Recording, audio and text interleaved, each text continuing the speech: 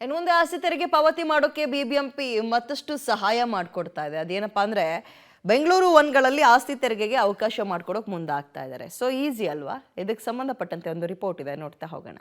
ಆಸ್ತಿ ತೆರಿಗೆ ಪಾವತಿ ಈಗ ಮತ್ತಷ್ಟು ಸುಲಭ. ಬೆಂಗಳೂರು ಒನ್ಗಳಲ್ಲಿ ಕಂದಾಯ ಸೇವೆ ಲಭ್ಯ. ಆಸ್ತಿ ತೆರಿಗೆ ಪಾವತಿ ಮಾಡದವರಿಗೆ ಬಿಬಿಎಂಪಿ ಒನ್ ಟೈಮ್ ಸೆಟಲ್ಮೆಂಟ್ ಅಡಿ ಮತ್ತೆ ಅವಕಾಶ ಮಾಡಿಕೊಟ್ಟಿದೆ. ಆದರೆ ಆಸ್ತಿ ಮಾಲೀಕರು ಒನ್ ಟೈಮ್ ಸೆಟಲ್ಮೆಂಟ್ ಅಡಿಯೂ ಕೂಡ ಆಸ್ತಿ ತೆರಿಗೆ ಪಾವತಿಗೆ ಹಿಂದೇಟು ಹಾಕಿದ್ದಾರೆ. 4 ಲಕ್ಷ ಮಂದಿಯಲ್ಲಿ ಬರೀ 80,000 ಅಷ್ಟೇ ಆಸ್ತಿ ತೆರಿಗೆ ಪಾವತಿ ಮಾಡಿದ್ದಾರೆ. ಆದ್ರೀಗ ಸಾರ್ವಜನಿಕರಿಂದ ಬಿಬಿಎಂಪಿ ಮೇಲೆ ದೂರು ಬರ್ತಿದೆ. ತಾಂತ್ರಿಕ ಸಮಸ್ಯೆಯಾಡಿ ದೂರುಗಳು ಬರ್ತಿದ್ದು ಬಿಬಿಎಂಪಿ ಈಗ ಆಸ್ತಿ ತೆರಿಗೆಯನ್ನು ಮತ್ತಷ್ಟು ಸುಲಭ ಮಾಡಲು ಬೆಂಗಳೂರು ಒನ್ಗಳಲ್ಲಿ ಜನ ತೆರಿಗೆ ಪಾವತಿಸುವಂತಹ ಹೊಸ ವ್ಯವಸ್ಥೆಯನ್ನ ಜಾರಿ ಮಾಡ್ತಿದೆ. ಆನ್ಲೈನ್ನಲ್ಲಿ ಕೆಲವರು ಪಾವತಿಸ್ತಿದ್ದಾರೆ, ಇನ್ನು ಕೆಲವರು ಆಗಲ್ಲ.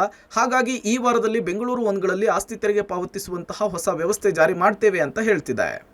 ಬೆಂಗಳೂರು ಒನ್ನಲ್ಲಿ ನಿಮಗೆ ಸಹಾಯ ಮಾಡಲಿಕ್ಕೆ ಏನೇನು ಫೆಸಿಲಿಟೇಟ್ ಮಾಡಬೇಕು ಅದಕ್ಕಾಗಿ ಒಳಗೆ ಹೋಗಿ ತೆರಿಗೆ ಪಾವತಿಗಾಗಿನೂ ಅವಕಾಶ, ಖಾತಾಗಾಗಿನೂ ಕೂಡ ಅವಕಾಶ ಕೊಡ್ತಾ ಇದ್ದೀವಿ. ಇದುವರೆಗೂ ಬರೀ ಆನ್ಲೈನ್ ಇದೆ, ಅಲ್ಲಿ ಹೋಗಿ ತುಂಬೋದು ಅಂತಕ್ಕಾಗಿ. ಅದು ನಮ್ಮದು EDCS ಜೊತೆಗೆ ಗೌರ್ಮೆಂಟ್ ಡಿಪಾರ್ಟ್ಮೆಂಟ್ ಜೊತೆಗೆ ಯಾವ ರೇಟ್ನಲ್ಲಿ ಕೊಡ್ತೀರಿ ಅಂತ ಆಗಿದೆ.